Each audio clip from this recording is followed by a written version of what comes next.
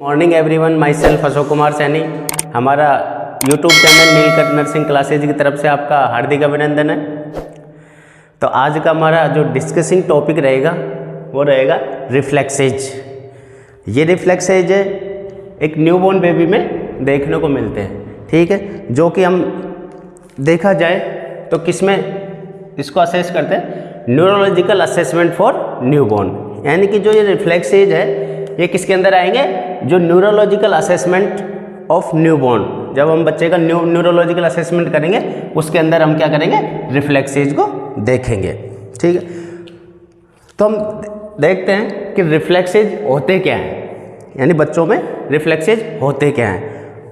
देखा जाए तो एक्सटर्नल स्टिमुलाई का मतलब होता है कि जब हमारी बॉडी में कोई बाहरी जो स्टिमुलाई होता है, यानी कि बाहरी कोई भी चीज़ होती है, बाहरी कोई भी चीज़ होती है, तो इसके उससे क्या होता है कि जो हमारी बॉडी है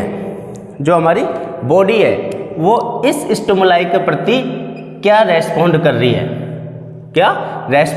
है, यानी कि एक्सटर्नल स्टिमुलाई से जो हमारी बॉडी है स्वतः ही यानी इनवॉलेंट्री रेस्पॉन्स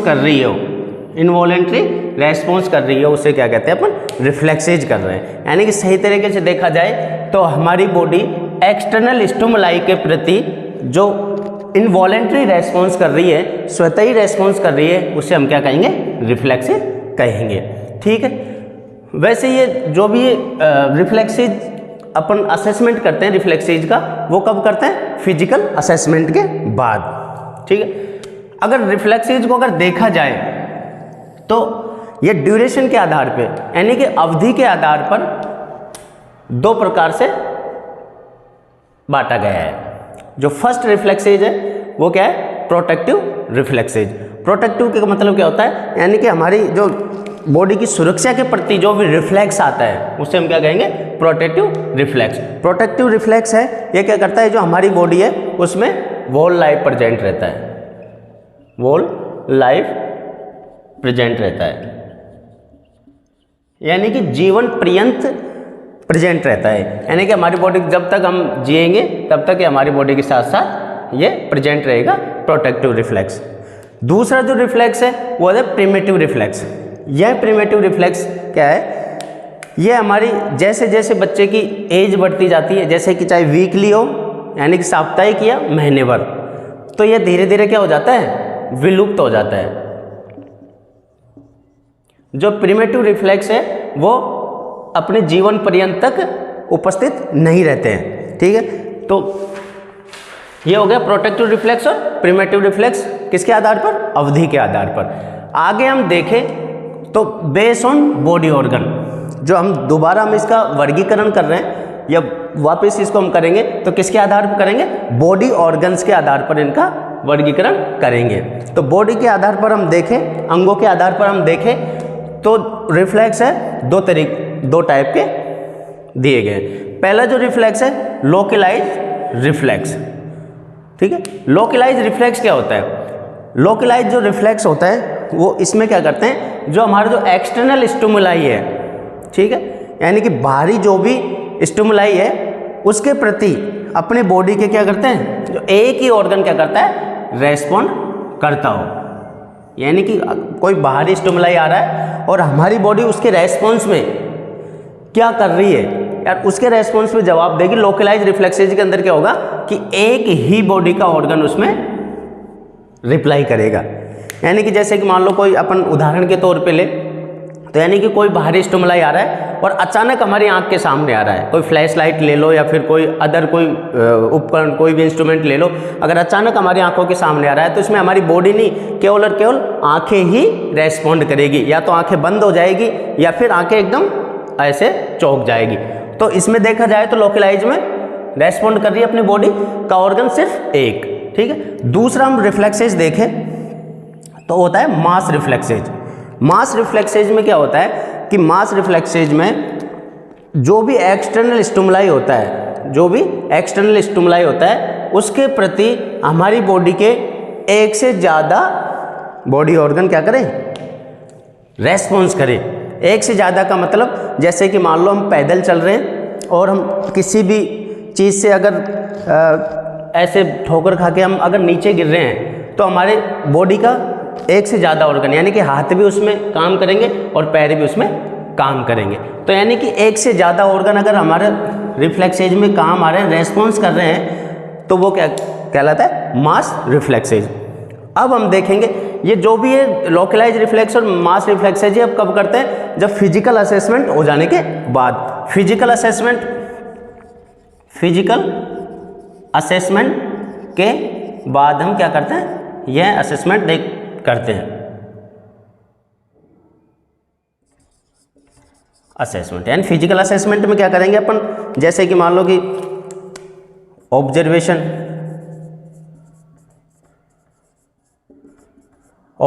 है, इंस्पेक्शन है ना, परक्यूशन है, चौथा है ऑस्कल्टेशन है,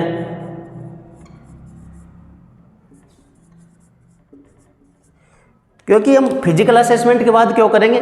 क्योंकि ये जो भी असेसमेंट है ये क्या है? बच्चा जब तक शांत रहता है यानी कि रोता नहीं है उससे पहले हम क्या करते हैं? ये ऑब्जर्वेशन करते हैं। क्यों? उसका रोने का मतलब ये है, अगर मान लो कि अब बच्चा रो रहा है तो हम ये मतलब मान लो कि पहले हम अगर ये रिफ्लेक्स देख रहे हैं, रिफ्लेक्स देखेंगे तो हम क्या करेंगे? कुछ न कुछ बच्चे के साथ एक्टिविटी करेंगे, ठीक है? या तो हम कोई पिन चुबाएंगे, तभी तो जाके अपन को रेस्पॉन्ड का पता चलेगा कि बच्चा रेस्पॉन्ड कर रहा है। तो यानी कि अगर बच्चे को पहले ही हम अगर इरिटेट कर देंगे तो हम ये फिजिकल असेसमेंट नहीं करते हैं। तो इसलिए हम क्या करेंगे? पहले हम फिजिकल असेसमेंट कर लेंगे।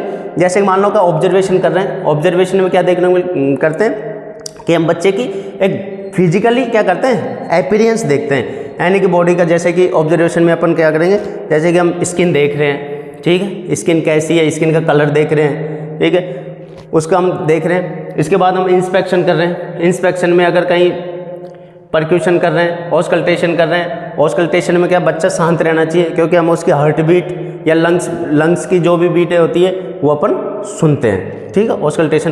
परक्यूशन में क्या करते हैं? हम टैपिंग करके देखते हैं कहीं पे फ्लूइड तो भरा हुआ नहीं है। तो हम इन चीज़ों को ये फिजिकल असेसमेंट के बाद ही हम जो लोकलाइज रिफ्लेक्स और मास रिफ्लेक्सेस देखेंगे। इसके बाद हम डिस्कस करेंगे कि लोकलाइज रिफ्लेक्सेज को बॉडी ऑर्गन्स के आधार पर कितने भागों में वर्गीकृत किया गया है, ठीक है? किया गया है लोकलाइज और मास रिफ्लेक्स, ठीक है? तो हम फर्स्ट के बारे में डिस्कस करेंगे लोकलाइज रिफ्लेक्सेज क्या होते हैं। लोकलाइज रिफ्लेक्सेज में क्या होता है कि बॉडी का एक ही ऑर्गन क्या करता है?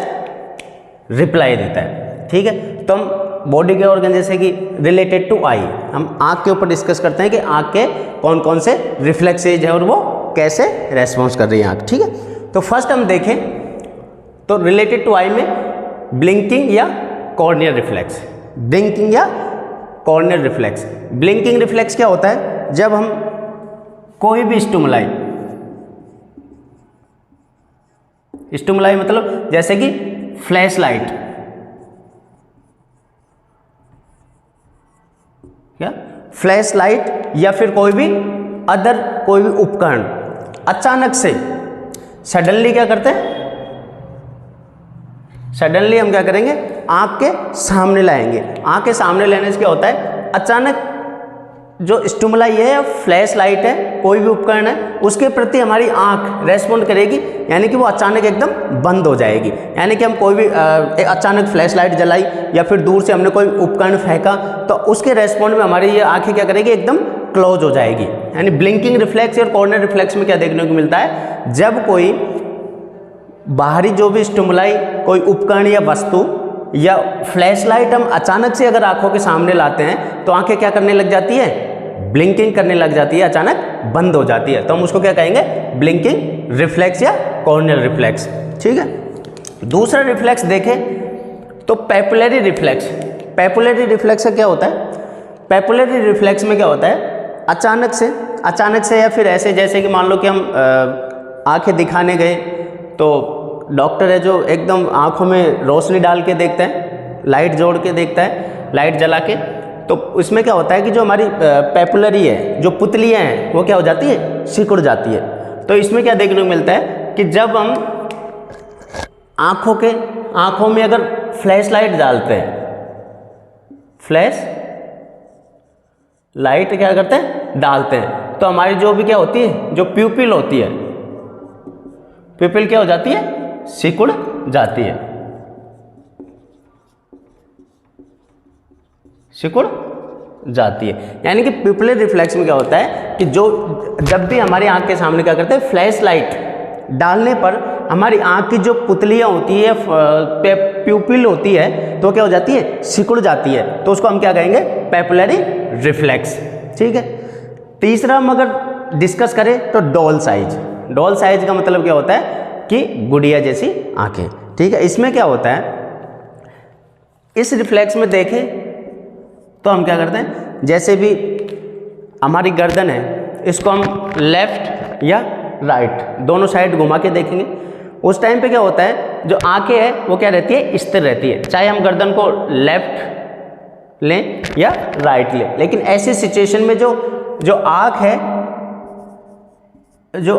वो क्या रहती है, एकदम स्थिर रहती है, गुड़िया जैसी। यानी कि हम गुड़िया, जो भी कठपुतली होती है गुड़िया की, उसको हम क्या करते हैं, लेफ्ट या राइट उसके गर्दन को घुमाते हैं, तो आंखें एकदम स्थिर बनी रहती है। तो इसमें भी क्या देखने को मिलता है, हम आई को लेफ्ट या राइट मूवमेंट कराते हैं, तब भी आंखें क्या होती हैं, एक जगह स्थिर रहती है, स्थिर रहती है। तो उसको हम क्या कहेंगे, डॉल साइड रिफ्लेक्स। ठीक है। हमने आंख के रिफ्लेक्सेस पढ़े, ब्लिंकिंग रिफ्लेक्स या कॉर्नियल रिफ्लेक्स, पैपुलरी रिफ्लेक्स या डॉल साइज रिफ्लेक्स। ठीक है। दूसरे ऑर्गन के ऊपर हम डिस्कस करेंगे रिलेटेड टू नोज, यानी कि हमारी नाक है वो स्टिमुलाई के प्रति कैसा रेस्पॉन्स करती है। ठीक है। तो फर्स्ट इसमें हम देखेंगे, तो नोज में हम देखें, जो फर्स्ट रिफ्लेक्स है स्नीजिंग रिफ्लेक्स। स्नीजिंग रिफ्लेक्स में क्या होता है कि जो भी हम शिशु की नाक के अंदर हम क्या करेंगे, सॉफ्ट चीज़ जैसे धागा हो सकता है या फिर कोई रबर की नली हो सकती है, तो हम बच्चे की नाक में अगर अंदर डालते हैं कि अंदर हम कोई भी सॉफ्ट चीज़, हाँ, या फिर कोई रबर नली, यानी कि उसको अगर हम नाक के अंदर डालते हैं तो अचानक क्या होती है, क्या रेस्पॉन्ड आएगा, छींक आएगी। क्या उसको क्या कहेंगे अपन, स्नीजिंग रिफ्लेक्स। यानी कि हम शिशु की जो भी नाक है उसके अंदर हम कोई सॉफ्ट चीज़ अंदर डालते हैं तो उसके रेस्पॉन्स में क्या आ जाती है, छींक आ जाती है, इसलिए इसको हम क्या कहते हैं, स्नीजिंग रिफ्लेक्स। ग्लेबुलर रिफ्लेक्स। ग्लेबुलर रिफ्लेक्स में क्या देखेंगे कि जो ग्लेबुलर रिफ्लेक्स है, जो अपन नाज की जो ब्रिज होती है, यानी कि जो टॉप एरिया होता है, टिप होती है, इस पर हम क्या करेंगे, टैपिंग करेंगे, तो आंखें एकदम क्या हो जाती है, टाइटली बंद हो जाती है। ठीक, टाइटली बंद हो जाती है। हम ऐसे बच्चे के अगर नाक को हम प्रेस करेंगे या इसको टिप करेंगे तो बच्चे की आंखें क्या हो जाती है, उसके रेस्पॉन्स में बंद हो जाती है, तो उसको क्या कहेंगे हम, ग्लेबुलर रिफ्लेक्स। जो ये रिफ्लेक्स है, स्नीजिंग रिफ्लेक्स है, वो क्या हो रहता है, वो लाइफ प्रेजेंट रहता है। जो ये रिफ्लेक्स है हमारी जीवन पर्यंत क्या रहता है, प्रेजेंट रहता है। ग्लेबुलर रिफ्लेक्स है, ये बच्चे का मान लो कि मंथ, यानी कि 4 से 5 मंथ पर ये क्या हो जाता है, विलुप्त हो जाता है। ठीक है। हम जैसे कि ब्लिंकिंग रिफ्लेक्स देखें, ये भी क्या रहता है, वोल लाइफ प्रेजेंट रहता है, वोल लाइफ प्रेजेंट रहता है। ठीक है। पैपुलर रिफ्लेक्स देखें, ये भी जीवन पर्यंत प्रेजेंट रहता है। ठीक है। अगला हम देखें related to mouth and throat, यानी कि माउथ और थ्रोट। इससे रिलेटेड अगर रिफ्लेक्सेस देखें तो हम फर्स्ट डिस्कस करेंगे सकिंग रिफ्लेक्स। सकिंग रिफ्लेक्स में क्या होता है, जो भी हमारा न्यूबॉर्न बेबी होता है, ठीक है, उसके जो भी लिप होते हैं उस पर क्या करेंगे हम, ब्रेस्ट निप्पल या रबर की कोई भी निप्पल या हम अंगुली उसके अगर लिप्स पर टच करवाएंगे, लिप्स पर हम क्या करवाएंगे, टच करवाएंगे, तो इसके रेस्पॉन्स में बच्चा क्या करेगा, सकिंग मूवमेंट करने लग जाएगा,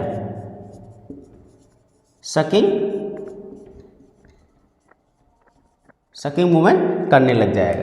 यानी कि जो भी न्यूबॉर्न बेबी है तो उसके लिप्स होते हैं, उस पर हम क्या करेंगे, किसी भी स्टिमुलाई का मतलब या तो ब्रेस्ट निप्पल हो या कोई रबर की निप्पल हो बोतल वाली, या फिर हम अंगुली से अगर बच्चे की हम ओठों पे अगर टच करवाएंगे तो उसके रेस्पॉन्स में बच्चा क्या करने लग जाता है, सकिंग मूवमेंट करने लग जाता है। तो यह जो मूवमेंट है वो लगभग 12 मंथ यानी कि 12 महीने तक क्या रहता है, प्रेजेंट रहता है, और बाद में क्या हो जाता है, विलुप्त हो जाता है। ठीक है, दूसरा हम रिफ्लेक्स देखें, गैग रिफ्लेक्स।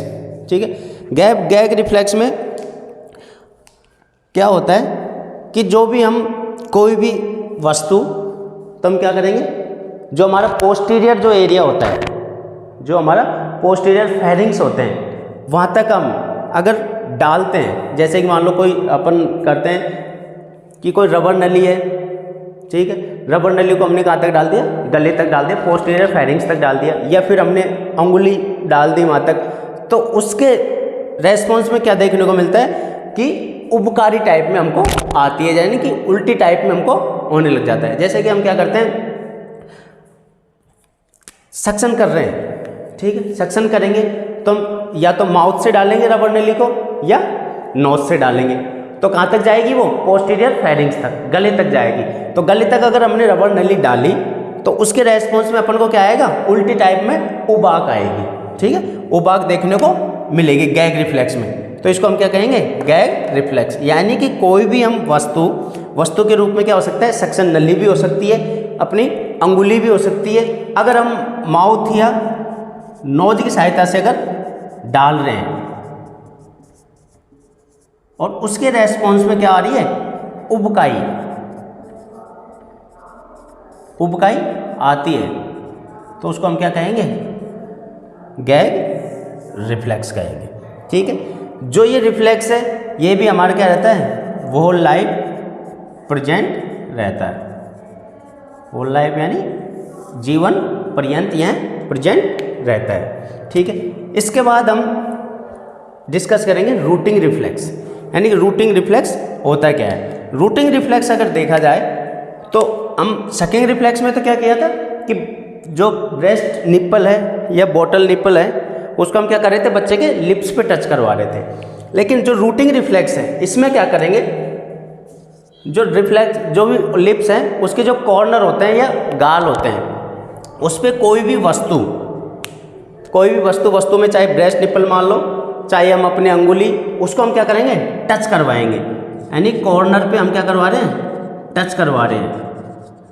तो उस टच के रेस्पॉन्स में बच्चा वापस क्या करने लग जाएगा, सकिंग मूवमेंट करने लग जाएगा, वापस क्या करने लग जाएगा, सकिंग मूवमेंट। यानी कि पहले तो हमने लिप्स में वो करवाया, टच करवाया, और बाद में हम क्या कर रहे हैं, उसके कॉर्नर पे यहाँ पे हम क्या कर रहे हैं, उसके टच कर रहे हैं, तो उसके रेस्पॉन्स में क्या करेगा बच्चा, सकिंग मूवमेंट करने लग जाएगा। ठीक है, अगर यह जो रिफ्लेक्स है, रूटिंग रिफ्लेक्स, ये 3 से 4 मंथ पर क्या हो जाता है, विलुप्त हो जाता है। ठीक है, अगला हम रिफ्लेक्स देखें तो अगला रिफ्लेक्स है एक्सटूर्सन रिफ्लेक्स। एक्सटूर्सन रिफ्लेक्स में क्या होता है, एक्सटूर्सन रिफ्लेक्स में हम क्या करते हैं, बच्चे की जो टंग होती है उसको क्या करेंगे, अगर डिप्रेस करेंगे अंदर से, अंगुलियों की सहायता से हम क्या करेंगे, उसको डिप्रेस करेंगे, और डिप्रेस करेंगे या फिर बच्चों को हम ज़बरदस्ती मुंह में कुछ खाना डालेंगे, तो बच्चा क्या करेगा, उसके रेस्पॉन्स में क्या करेगा, उस खाने को या उस अंगुली को क्या करेगा, बाहर निकालने की कोशिश करेगा। तो उसको क्या कहेंगे अपन, एक्सटूर्सन रिफ्लेक्स। एक्सटूर्सन रिफ्लेक्स में क्या देखने को मिलेगा अपन को, जो शिशु की जो टंग होती है उसको क्या किया जाता है, डिप्रेस किया जाता है, या फिर ज़बरदस्ती उसको खाना अगर हम मुंह में डालते हैं तो उसको रेस्पॉन्स में बच्चा क्या कर रहा है, उस खाने को और उस अंगुली को क्या कर रहा है, बाहर निकाल रहा है, तो उसको अपन क्या कहेंगे, एक्सटूर्सन रिफ्लेक्स। ठीक है, हमने डिस्कस किया अभी जस्ट कि लोकलाइज रिफ्लेक्सेस। लोकलाइज रिफ्लेक्सेस में पहला जो अपन ने लिया ऑर्गन के आधार पर, कौन सा, रिलेटेड टू आई। तो आई में देखा अपन ने 3 जो रिफ्लेक्स है जिनके ऊपर अपन ने क्या किया, डिस्कस किया। फर्स्ट था ब्लिंकिंग रिफ्लेक्स या कॉर्नियल रिफ्लेक्स। ब्लिंकिंग रिफ्लेक्स या कॉर्नियल रिफ्लेक्स में क्या देखा अपन ने कि जो भी स्टिमुलाई है, बाहरी जो भी स्टिमुलाई यानी फ्लैश लाइट हो सकती है या फिर कोई भी वस्तु या उपकरण हो सकता है, उसको क्या करेंगे अपन अचानक से हम आंखों के सामने क्या करेंगे, लाएंगे। तो उस अचानक जो वस्तु या कोई ला रहे हैं हम आंखों के सामने स्टिमुलाई, तो उसके रेस्पॉन्स में आंखें क्या हो रही है, एकदम बंद हो रही है या ब्लिंकिंग कर रही है, तो उसको अपन क्या कहेंगे, ब्लिंकिंग या कॉर्नियल रिफ्लेक्स। ये रिफ्लेक्स है जो क्या करता है, अपनी होल लाइफ प्रेजेंट रहता है बॉडी में। होल लाइफ प्रेजेंट यानी कि हमेशा जीवन पर्यंत ये प्रेजेंट रहेगा सबके, ठीक है। दूसरा अपन ने रिफ्लेक्स देखा कौन सा, पेपिलरी रिफ्लेक्स। पेपिलरी रिफ्लेक्स में क्या होता है कि पेपिलरी रिफ्लेक्स के अंदर स्टिमुलाई के रूप में क्या लेते हैं अपन, फ्लैश लाइट लेते हैं। यानी कि हम जैसे कि जो आई वाला डॉक्टर है उसके पास हम दिखाने गए तो वो क्या करता है, लाइट या टॉर्च जला के अपनी आंखों में देखता है। तो उस टाइम पे जो टॉर्च जलती है, फ्लैश लाइट जलती है, तो उसके रेस्पॉन्स में क्या रहती है, जो प्यूपिल रहती है, जो पुतलियाँ होती है, वो क्या हो जाती है, सिकुड़ जाती है। तो उसको क्या कहेंगे अपन, पेपिलरी रिफ्लेक्स। ये भी हमारी बॉडी में होल लाइफ प्रेजेंट रहता है, यानी कि जीवन पर्यंत प्रेजेंट रहेगा। तीसरा अपन ने देखा डॉल आइज। डॉल आइज का मतलब होता है कि गुड़िया जैसी आंखें। जो गुड़िया की आंखें क्या रहती है, एकदम स्थिर रहती है, उसका कोई मूवमेंट नहीं होता। यानी कि गर्दन को हम चाहे लेफ्ट ले रहे हैं चाहे राइट ले रहे हैं, तो जो आंखें है वो क्या रहेगी, एकदम स्थिर बनी रहेगी, उसमें कोई मूवमेंट नहीं आएगा। उसको अपन क्या करेंगे, क्या कहेंगे, डॉल्स आइज, ठीक। दूसरा हमने नोज के आधार पर पढ़ा, रिलेटेड टू नोज। नोज में क्या देखा, फर्स्ट जो देखा स्नीजिंग रिफ्लेक्स। स्नीजिंग रिफ्लेक्स क्या होता है कि छींक का आना, यानी कि हम नोज में क्या करते हैं, कोई भी सॉफ्ट चीज़ का मतलब यानी कि कोई धागा हो या रबर नली हो, उसको क्या करेंगे हम नाक के थ्रू हम अंदर डाल रहे हैं बच्चे के, तो नाक के थ्रू अगर हम अंदर डालेंगे तो उसके रेस्पॉन्स में नाक अपने नोज क्या होगा, उसमें नोज में छींक टाइप में आएगी, यानी स्नीज करेगा। तो स्नीज करेगा तो उसको अपन कहेंगे स्नीजिंग रिफ्लेक्स, ठीक है। तो ये भी हमारे बॉडी में होल लाइफ प्रेजेंट रहता है, ठीक है। दूसरा हमने देखा ग्लेबुलर रिफ्लेक्स। ग्लेबुलर रिफ्लेक्स में क्या होता है, हम कोई भी इसमें भी अपन क्या लेंगे, सॉफ्ट चीज़ लेंगे, ठीक है, सॉफ्ट चीज़ लेंगे।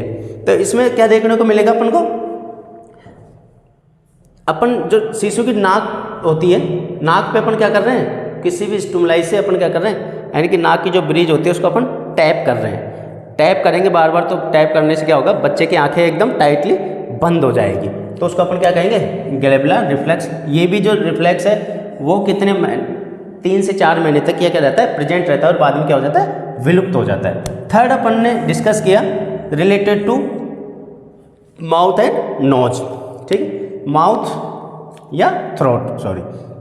इसमें देखा अपन ने first reflex sucking reflex. Sucking reflex में क्या होता है कि बच्चे के जो लिप्स होते हैं उस पर हम क्या करेंगे, ब्रेस्ट निप्पल या बोटल निप्पल या कोई भी अंगुली ले लो या कोई भी वस्तु से अपन क्या करा रहे हैं, टच करवा रहे हैं। तो उस टच के रूप में क्या करता है, बच्चा सकिंग करने लग जाता है, यानी कि उसको लगता है कि अपन क्या करेंगे, फीडिंग करेंगे। तो फीडिंग ऐसा समझकर वो क्या कर रहा है, सकिंग मूवमेंट करने लग जाता है, ठीक है। दूसरा अपन ने पढ़ा गैग रिफ्लेक्स। गैग रिफ्लेक्स में क्या होता है, जो माउथ या नोज की सहायता से हम क्या करते हैं, कोई भी वस्तु को सॉफ्ट होनी चाहिए उसको क्या करेंगे, सॉफ्ट के रूप में, जैसे कि अपन उदाहरण ले, एक सक्शन करवाते हैं, तो सक्शन में क्या होता है, रबर नली हम क्या कहाँ तक डालते हैं, पोस्टीरियर फेरिंग्स तक, यानी कि गले तक। माउथ की सहायता से डालो या नोज की सहायता से डालो, तो उसके रेस्पॉन्स में क्या होता है, उस अपन नली डाल रहे हैं उसके रेस्पॉन्स में क्या होता है, एकदम अपन को उबकाई टाइप में आती है, ठीक है, उबकाई टाइप में आती है, तो उसको क्या कहेंगे अपन, गैग रिफ्लेक्स। और ये रिफ्लेक्स है, ये भी हमारी बॉडी में कब तक प्रेजेंट रहता है, होल लाइफ प्रेजेंट रहता है, चाहे एडल्ट पर्सन ले लो चाहे शिशु ले लो, ठीक है। थर्ड अपन ने वो किया रूटिंग रिफ्लेक्स। रूटिंग रिफ्लेक्स में क्या होता है, अपन सकिंग रिफ्लेक्स में तो क्या किया था, लिप्स पे टच करवाया था, लेकिन रूटिंग रिफ्लेक्स में क्या कर रहे हैं अपन, जो लिप्स है उसके कॉर्नर या अपने चीक्स होते हैं, गाल होते हैं, उस पर अपन कोई भी वस्तु क्या करवाएंगे, टच करवाएंगे, तो बच्चा क्या करेगा, उसके रूप में भी सकिंग करने लग जाएगा, सकिंग मूवमेंट करने लग जाएगा, तो उसको भी अपन क्या कहेंगे, रूटिंग रिफ्लेक्स, ठीक है। यह लगभग 12 महीने तक प्रेजेंट रहता है, बाद में क्या हो जाता है, विलुप्त हो जाता है। एक्सट्रूशन रिफ्लेक्स, एक्सट्रूशन रिफ्लेक्स में क्या होता है कि हम क्या करते हैं, बच्चे की जो टंग होती है उसको क्या करते हैं, डिप्रेस करके रखते हैं या ज़बरदस्ती उसको खाना खिलाते हैं। तो उस टाइम पे क्या करता है बच्चा, रेस्पॉन्स में क्या करेगा, वो खाने को या अंगुली को बाहर निकालने की, टंग की सहायता से बाहर निकालने की कोशिश करेगा। उसको क्या कहेंगे अपन, एक्सट्रूशन रिफ्लेक्स। ठीक है, अब हम डिस्कस करेंगे सेकेंड मास रिफ्लेक्सेज। तो मास रिफ्लेक्सेज क्या होता है, इसमें क्या होता है, बॉडी के मोर देन ऑर्गन क्या करते हैं, रेस्पॉन्ड करते हैं।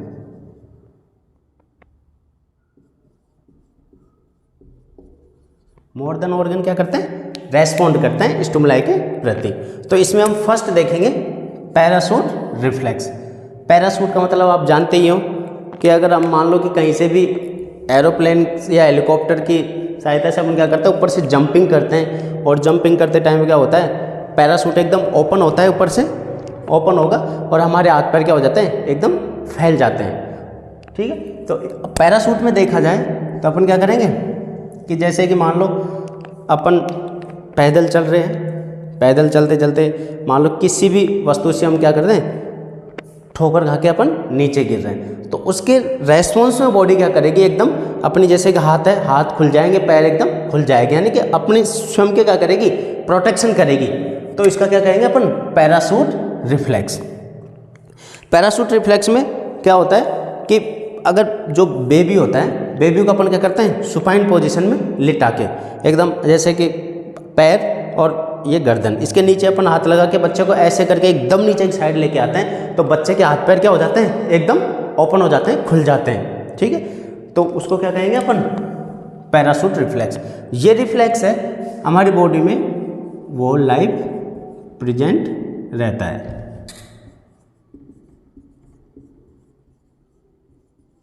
वो लाइफ प्रेजेंट रहता है। ठीक है, इसके बाद हम दूसरा जो रिफ्लेक्स पढ़े, स्टार्टल रिफ्लेक्स या मोरो रिफ्लेक्स।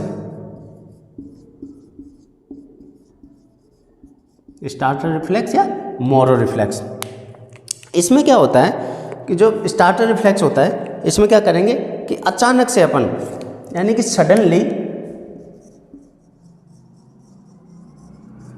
क्या करेंगे हम, तेज आवाज, यानी कि हाई वॉल्यूम पर,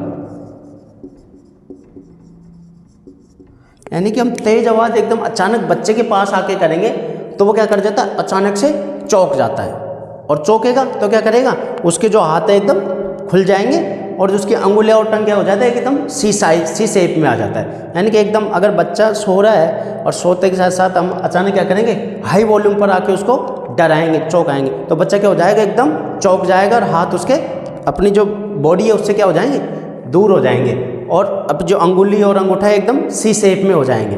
ठीक है, और एकदम बॉडी क्या हो जाती है, एकदम अकड़ टाइप में जाती है, तो उसको अपन क्या कहेंगे, स्टार्टल या मोरो रिफ्लेक्स। इसमें क्या होता है कि अचानक अगर हम तेज वॉल्यूम में बच्चे को अगर वो करते हैं, यानी तेज वॉल्यूम अपन हाई पिच पे अपन बोलते हैं या फिर उसको डराते हैं, तो बच्चा एकदम क्या हो जाता है, चौंक जाता है, और चौंकेगा तो क्या करेगा, एकदम क्या मूवमेंट करेगा, एकदम उसकी बॉडी अकड़ जाएगी, जो बाहें हैं जो अपनी बॉडी से दूर चली जाएगी, और अंगुली और अंगूठे क्या हो जाती है, सी शेप में बन जाती है। तो इस एक्टिविटी को या इस रेस्पॉन्स को अपन क्या कहेंगे, स्टार्टल या मोरो रिफ्लेक्स। ठीक है, ये ज़्यादा से ज़्यादा 3 या 4 मंथ पे क्या हो जाता है, विलुप्त हो जाता है। ठीक है, हम तीसरा देखें, टॉनिक नेक रिफ्लेक्स। टॉनिक नेक रिफ्लेक्स में क्या देखने को मिलेगा अपन को कि जो शिशु का सिर होता है, ठीक है, उसको अपन क्या करेंगे, एक तरफ घुमाएंगे। ठीक है, एक तरफ घुमाने पर क्या होता है, जिस तरफ अपन घुमा रहे हैं, जैसे कि मान लो राइट साइड अपन बच्चे का सिर पकड़ के घुमा रहे हैं, ठीक है, ऐसे, तो जिस साइड अपन घुमाएंगे तो उस साइड के जो भी क्या है, जो भी ऑर्गन है वो क्या हो जाते हैं, एक्सटेंड हो जाते हैं, यानी कि ऊपर उठ जाते हैं। ठीक है, और जिस साइड अपन उसका अपोजिट साइड होता है, अपोजिट यानी कि राइट में घुमाया तो उसका अपोजिट क्या होगा, लेफ्ट होगा। तो लेफ्ट साइड के जो भी ऑर्गन है ऑर्गन है हाथ पैर दोनों क्या हो जाते हैं, फ्लेक्स्ड हो जाते हैं, खुल जाते हैं। यानी कि जब हम राइट साइड घुमा रहे थे तो राइट साइड के ऑर्गन क्या होंगे, हाथ और पैर क्या हो जाए, एक्सटेंड हो जाएंगे। और जो अपोजिट साइड होती है, लेफ्ट साइड के जो हाथ पैर होते हैं वो क्या हो जाते हैं, फैल जाते हैं, यानी फ्लेक्स्ड हो जाते हैं। तो इस मूवमेंट को अपन क्या कहेंगे, टॉनिक नेक रिफ्लेक्स। ठीक है। थर्ड फोर्थ पे अपन अगर देखें तो डांसिंग रिफ्लेक्स या स्टेपिंग रिफ्लेक्स, या स्टेपिंग रिफ्लेक्स। इसमें देखें डांसिंग रिफ्लेक्स या स्टेपिंग रिफ्लेक्स में क्या देखेंगे कि जब हम बच्चों के दोनों हाथ पकड़ के उसको धीरे धीरे उसके जो पैर होते हैं उनको क्या कराएंगे, स्पर्श कराएंगे, नीचे स्पर्श कराएंगे। तो स्पर्श करते टाइम वो क्या करेगा, जो उसके पंजे होते हैं उनसे क्या करेगा, वो नीचे स्पर्श करने की कोशिश करेगा। जैसे ही वो नीचे स्पर्श करता है तो वो धीरे धीरे धीरे धीरे पैरों को अपन हाथों पैरों को अगर उठा के अपन चलेंगे उसके हाथों को, तो वो धीरे धीरे स्टेप बाय स्टेप झूलते टाइप में क्या करेगा, स्टेप बढ़ाएगा। तो उस पोजीशन को अपन क्या कहेंगे, डांसिंग रिफ्लेक्स। डांसिंग रिफ्लेक्स का मतलब अगर बच्चे के हाथ को हम हाथों को पकड़ के और नीचे ज़मीन से उसको स्पर्श कराते हैं, उस स्पर्श में बच्चा क्या करता है, पैरों को क्या करता है, झूलते टाइप में आगे स्टेप बाय स्टेप बढ़ाता है। और उस पोजीशन में अगर बच्चा जिस पोजीशन में चलता है तो हमको ऐसे लगता है कि बच्चा क्या कर रहा है, डांस कर रहा है। तो उसको हम स्टेपिंग रिफ्लेक्स या डांसिंग रिफ्लेक्स कहते हैं। ठीक है।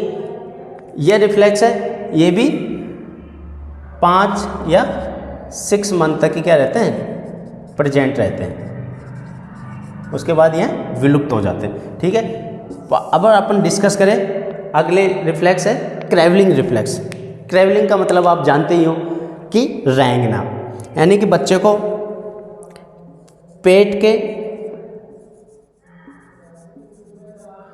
के बल क्या किया जाए, उसको लिटा दिया जाए, यानी कि बच्चे को इस पोजीशन में लिटा दिया जाए।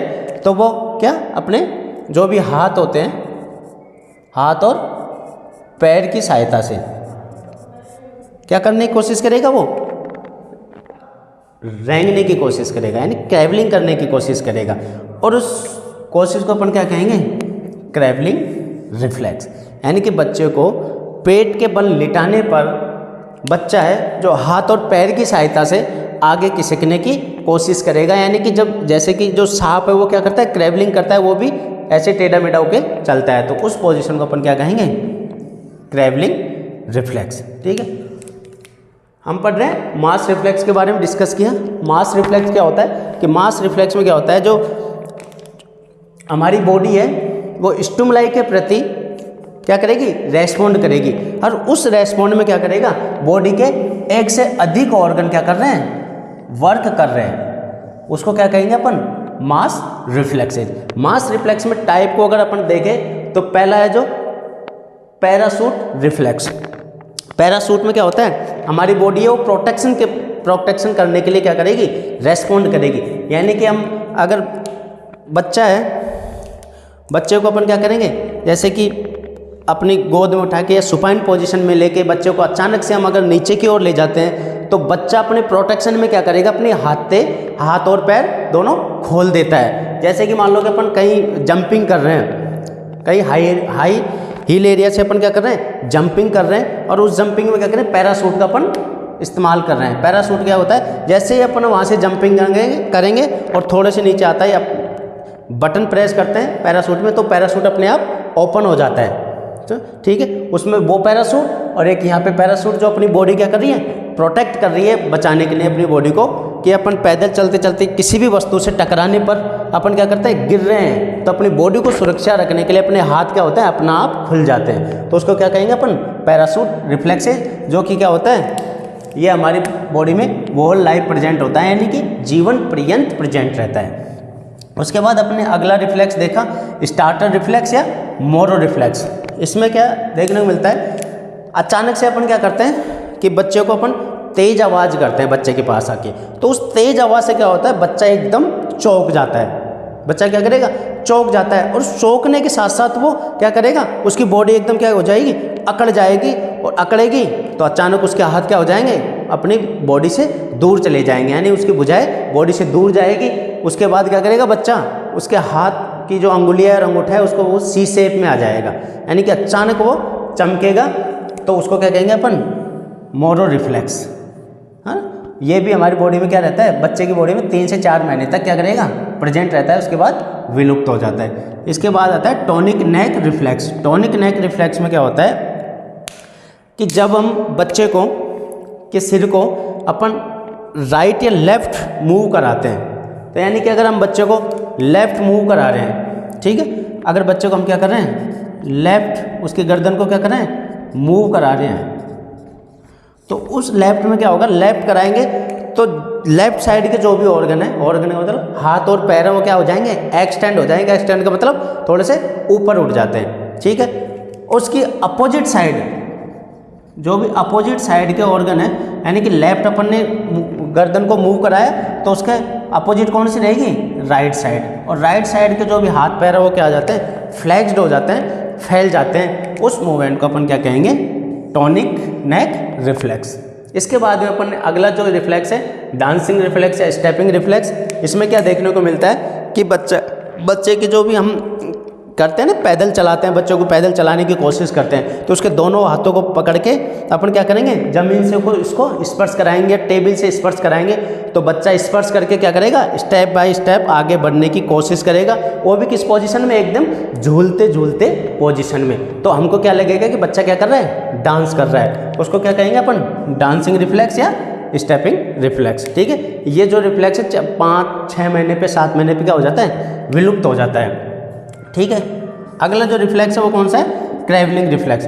क्रेवलिंग रिफ्लेक्स में क्या होता है, हम बच्चे को उसके पेट के बल अगर उसको लिटाते हैं, पेट के बल उसको लिटाते हैं, तो उसकी रेस्पॉन्स में पेट के बल लिटाने पर क्या करता है बच्चा, हाथ और पैर की सहायता से क्या आगे खिसकने की कोशिश करता है, रेंगने की कोशिश करता है। उसको अपन क्या कहेंगे, क्रेवलिंग रिफ्लेक्स, ठीक है। Okay, thank you.